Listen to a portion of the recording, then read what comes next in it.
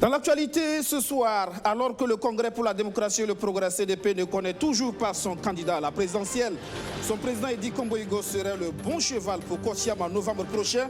Ce sont des acteurs politiques extérieurs au parti qui le déclarent. Une coalition de 5 partis et formations politiques a apporté son soutien ce samedi à ECO 2020.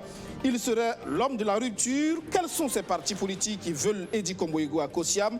Réponse dans ce 19h30.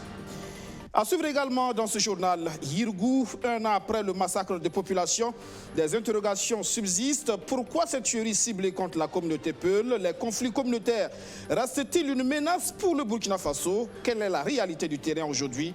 L'Institut Free Afrique tente d'apporter des réponses. Dans l'affaire Cité Onéa, il n'y a aucune situation d'arnaque. Réponse du PDG de la société immobilière Abdul Service International.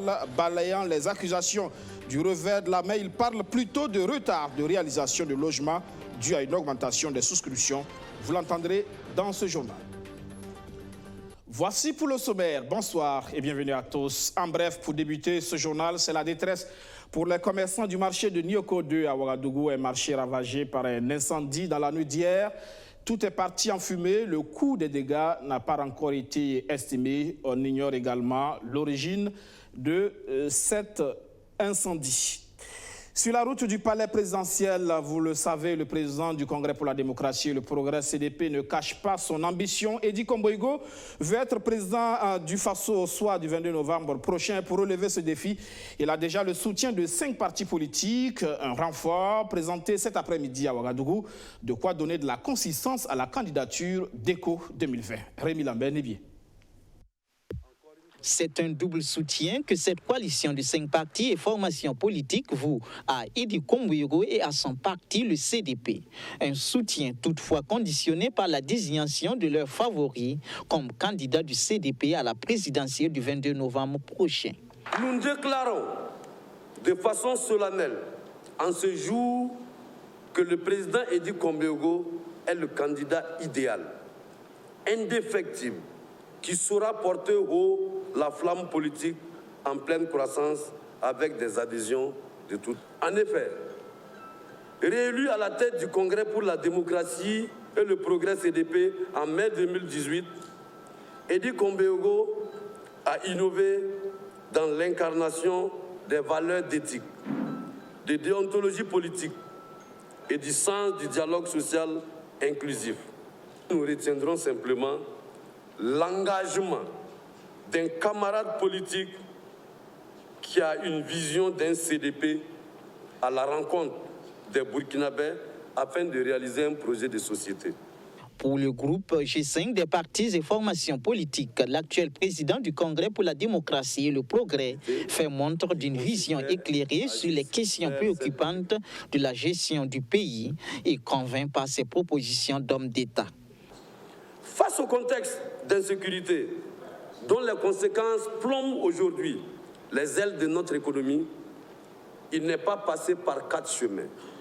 Pour interpeller dans le journal Jeune Afrique les Burkinabés à tirer les leçons de l'histoire, à se dire la vérité et à se pardonner mutuellement afin de construire ensemble notre nation dans la paix et la sérénité. S'agissant de la fronde sociale, président Edi Komboigo a invité la classe politique et les acteurs en présence à un débat franc avec les syndicats pour leur faire prendre conscience de la réalité économique de notre pays.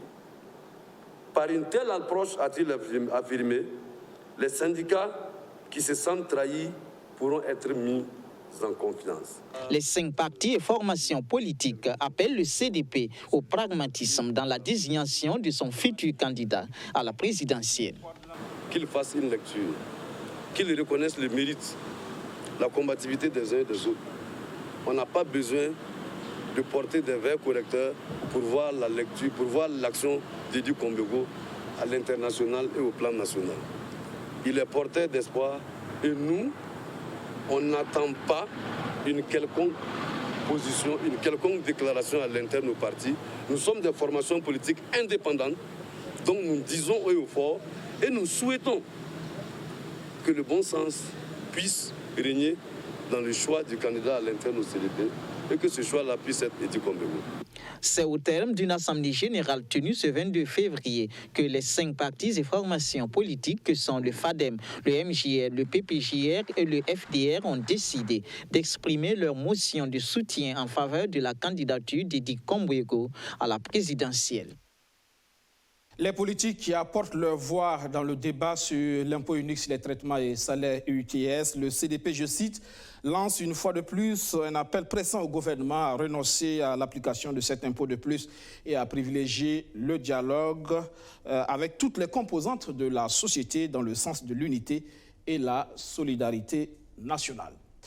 Un sujet qui sera certainement au cœur de la campagne présidentielle de 2020, c'est bien les conflits communautaires, massacres de population et conflits communautaires ouanéens. Le Burkina Faso, un an après Yirgou, c'est l'Institut Free Afrique qui pose le débat. Journalistes, socio-anthropologues, militants des droits de l'homme, étudiants, ils ont mené la réflexion. Rémi Lambenebier.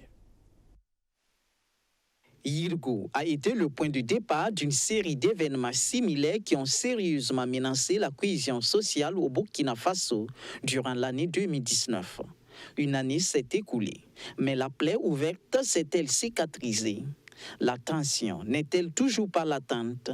Quelle est la situation réelle de nos jours? S'interroge l'Institut Free Afrique.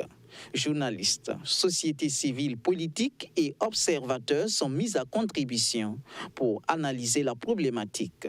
Pour le professeur Issoufou Traoré, auteur de l'œuvre Vivre ensemble, les Burkinabés n'ont pas encore su poser les jalons de l'apaisement.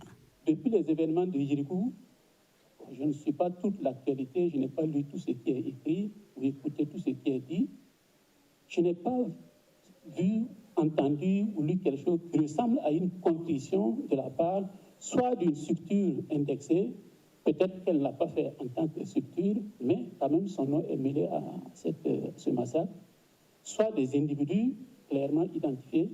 C'est cette idée de reconnaître que face à la question nationale de vivre ensemble, ça mérite que je dépasse mes soutiens si j'en ai, mes protections si j'en ai, mon amour propre et tout, pour exprimer une certaine contrition. Il y a eu quelque chose qui s'est passé et on a l'impression que pour certains, c'est à peine s'ils ne disent pas si c'était à refaire, je le ferai. Pour ces biologistes de profession, le débat public sur la question n'a pas été également constructif. Pour que cette chose qui s'est calmée s'installe dans les mentalités, il faut que le débat public y contribue.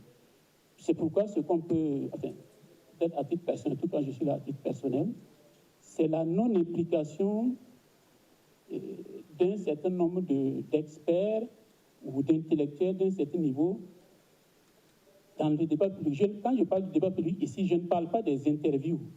Parce que l'interview, c'est le journal ou le journaliste qui vous engage. Mais la prise autonome de parole qui traduit une indignation, un engagement qu'on prend, on se réveille, on dit « je vais écrire pour expliquer ça, ça et ça, parce que j'ai une certaine expertise, j'ai une certaine capacité d'analyse là-dessus ». Ça manque jusqu'à présent.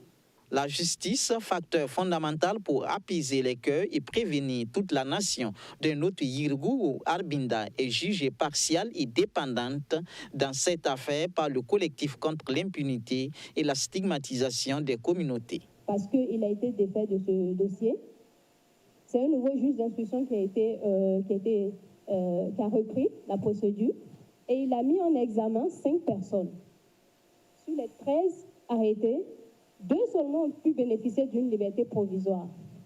Récemment, il y a le nommé Nandaka Bourema, je ne sais pas si je prononce bien son nom.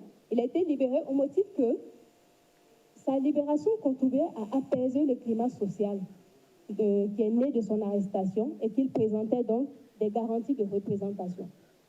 Cette libération marque pour nous la faillite de notre système judiciaire et ouvre ainsi la porte à toutes sortes de protestations et de menaces en cas de nouvelles arrestations. Et pourtant, il y a encore 160 mandats qui n'ont pas encore été exécutés.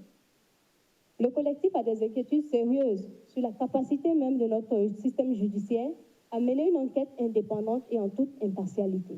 Un an après, Yirgou est devenu un village pratiquement désert, selon le maire de Barsalgo, avec la quasi-totalité de sa population qui vit aujourd'hui dans des camps de déplacés. Plus d'un demi-million de déplacés liés notamment au terrorisme, la lutte contre le phénomène a profondément impacté les rapports entre communautés et forces de défense et de sécurité. L'ONG Search for Common Ground pense qu'il y a une crise de confiance entre les deux entités. Pourtant, la collaboration FDS-population est importante pour gagner la guerre contre le terrorisme, d'où son projet de renforcement de cette collaboration. John William Somda. Durablement impactés par les effets du terrorisme, les pays du Liptako-Gourma, le Burkina Faso, le Mali et le Niger voient leur population adopter de nouveaux comportements vis-à-vis des forces de défense et de sécurité FDS. C'est le constat effectué par l'ONG danoise Search for Common Ground, d'où sa volonté de rétablir la confiance entre les FDS et les populations.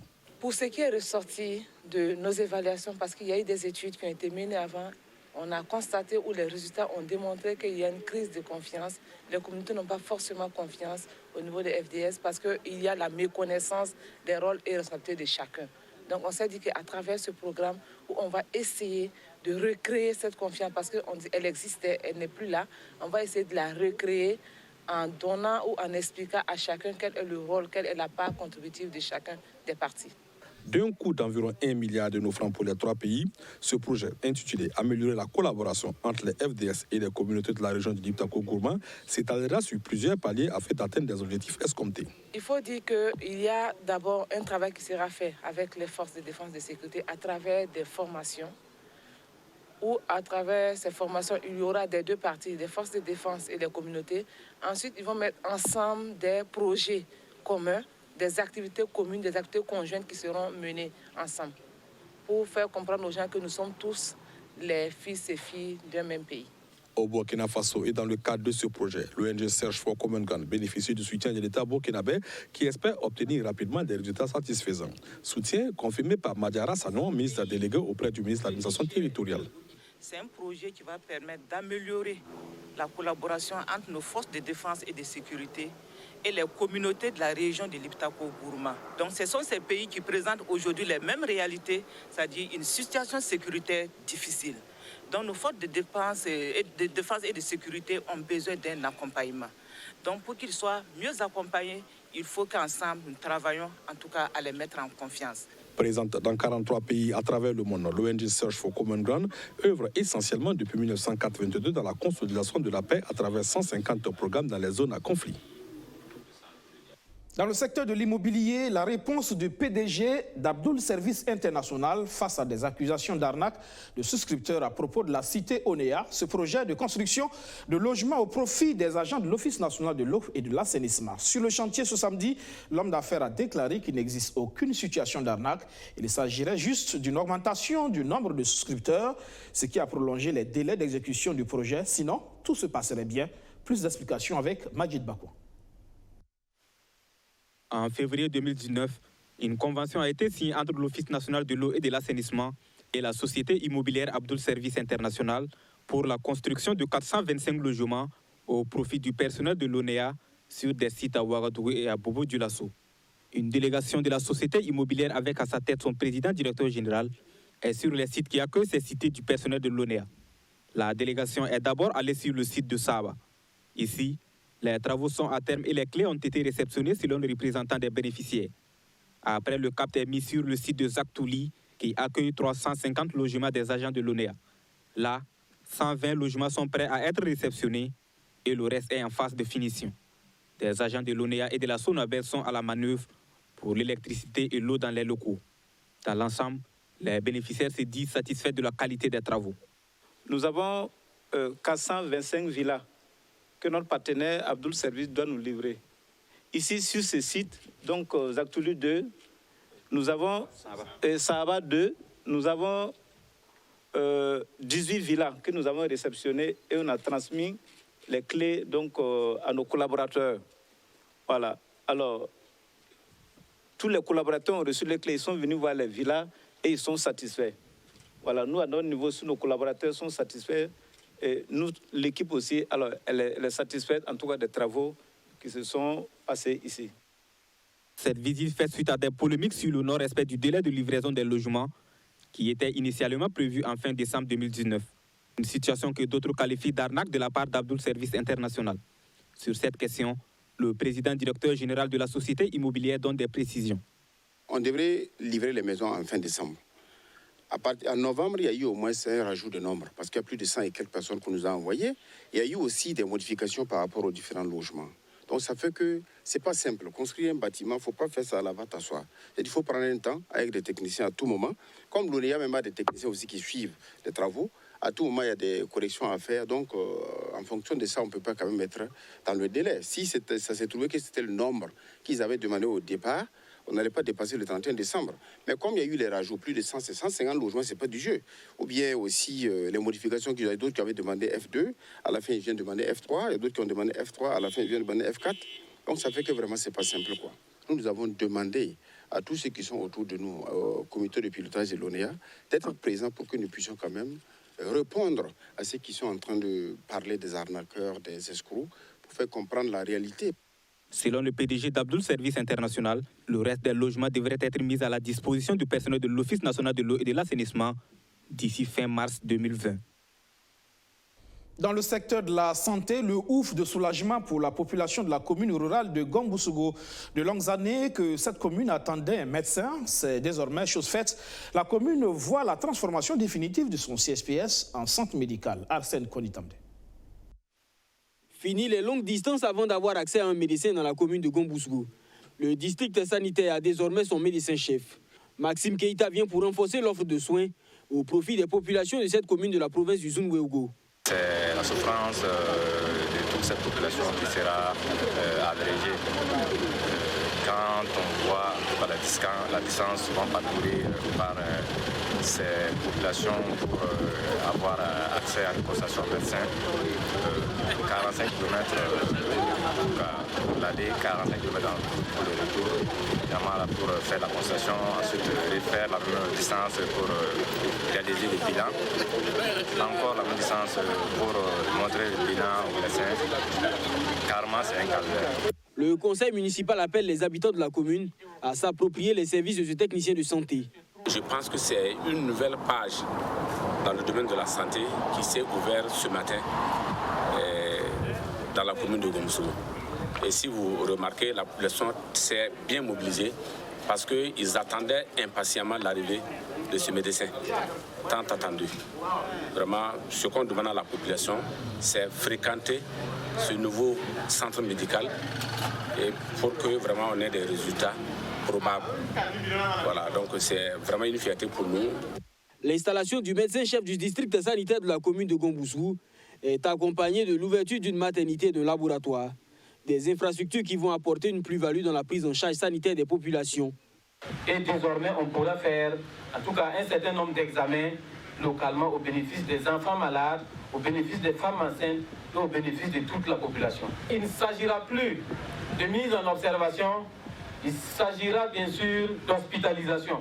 Parce que nous avons maintenant un médecin qui sera permanent dans le CM de Gambousougou et désormais on pourra offrir un plateau technique plus élevé à cette population qui en a suffisamment besoin. La maternité a coûté environ 48 millions de francs CFA et le laboratoire un peu plus de 22 millions de francs CFA. Les deux infrastructures ont été construites grâce aux appuis financiers de l'Association des ressortissants de Gambousougou en Italie et de l'association italienne Progetto Suzanne. À la Direction générale des études et des statistiques sectorielles du ministère de la Santé, on se frotte les mains. C'est un bilan positif qui est dressé sur la mise en œuvre des nouvelles approches pour l'instauration de la couverture sanitaire universelle. Alexis Belemnaba. Depuis sa mise en œuvre en 2018, le processus du déploiement des outils d'analyse des gaps a connu un franc succès dans le secteur de la santé. Les gaps sont des outils d'approche permettant d'instaurer une couverture sanitaire universelle pour atteindre un objectif de développement durable. Cette approche du développement durable mise en œuvre par la Direction générale de la formulation de la politique et des stratégies sectorielles produit des résultats satisfaisants.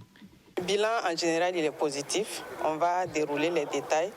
Le retour que nous avons eu après la première utilisation de cet outil dans le processus de planification de l'année 2020 au niveau de toutes les régions, c'est que c'est un outil très, très pertinent qui est facile à utiliser et qui permet vraiment de définir de façon simple les besoins pour pouvoir se profiler dans la planification de la période à venir. Voilà, donc c'est vraiment, il y en avait d'autres outils, mais c'est un outil qui est vraiment simple pour le niveau opérationnel.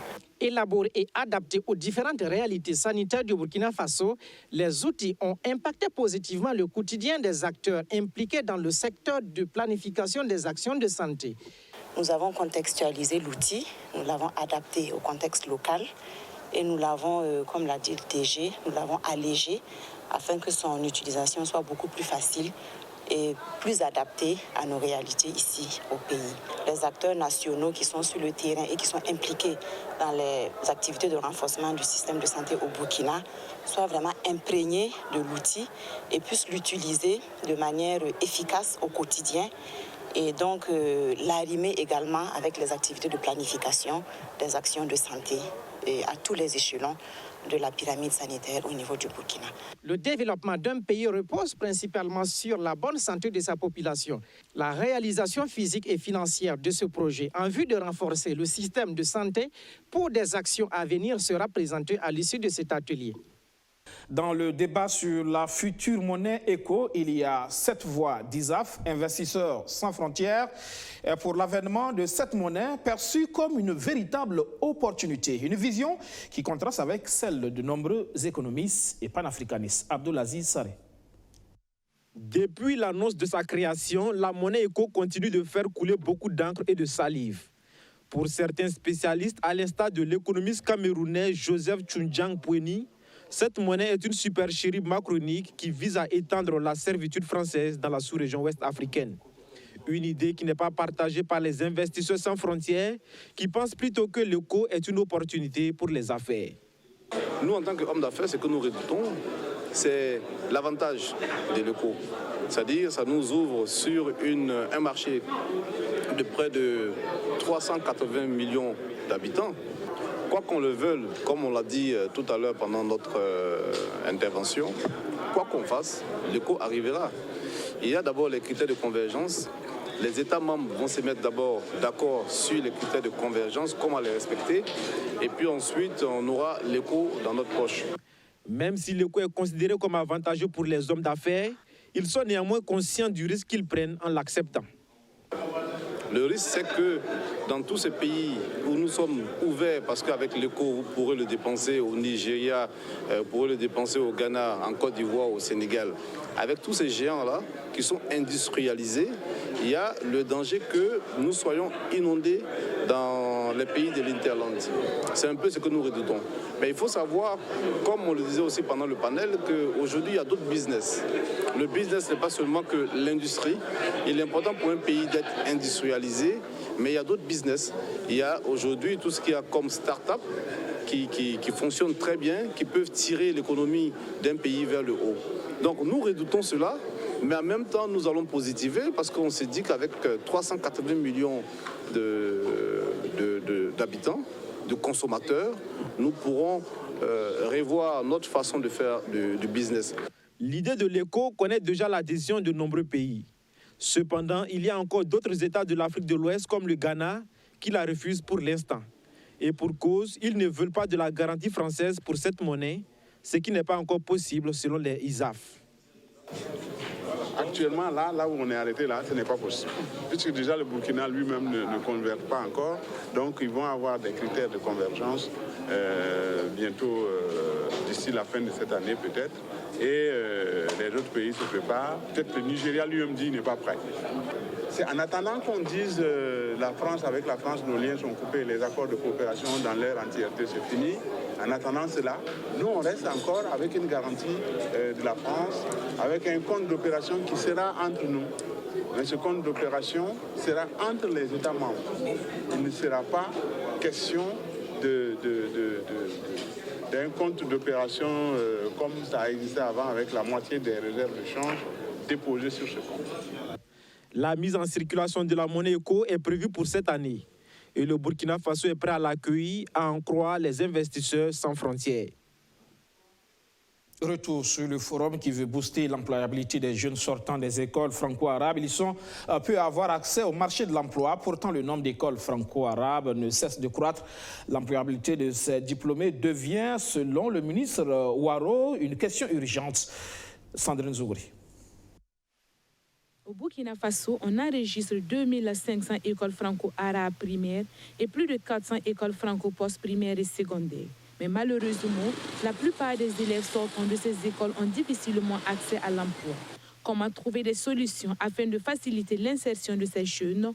Une question au cœur du forum sous-régional sur l'employabilité des jeunes sortant des écoles franco-arabes. Ensemble, ils mutualisent leurs efforts.